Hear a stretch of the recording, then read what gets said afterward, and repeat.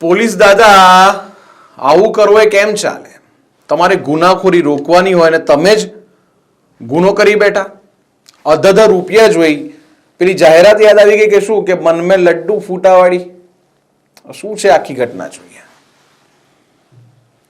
ગુનેગારોને ડામવાની જેમની ફરજ છે તેવા પોલીસ કર્મીઓ છે આરોપીઓની આંટી જાય તે રીતે ગુના કરતા થયા છે.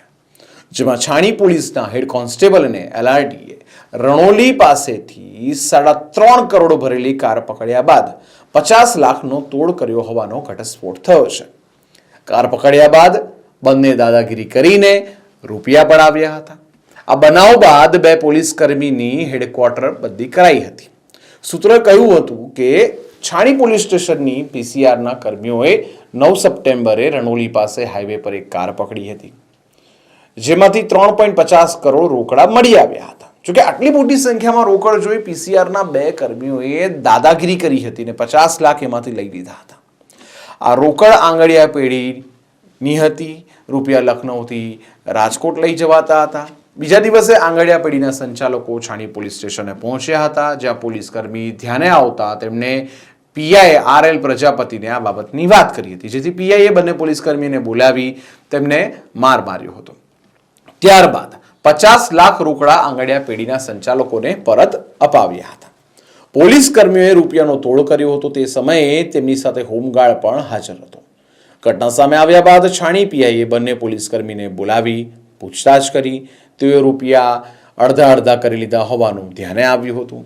બંને રૂપિયા પોતાના ઘરે મૂકી આવ્યા હતા. ત્યારબાદ રૂપિયા પરત લઈ આવીને આંગળીયા પેઢીના સંચાલકને આપ્યા હતા, તેમ સૂત્રોએ જણાવ્યું હતું. છાણી પોલીસ સ્ટેશનની હદમાં ગઈ 10/9/2025ના રોજ એક આંગળીયા પેઢી કેશ 3.5 કરોડ જેટલી માતબર રકમ લઈ લખનૌથી રાજકોટ જઈ રહેલ, જે દરમિયાન છાણી પોલીસ સ્ટેશનના 2 પોલીસ કર્મચારી હાઈવે રોડ પર પેટ્રોલિંગમાં હતા.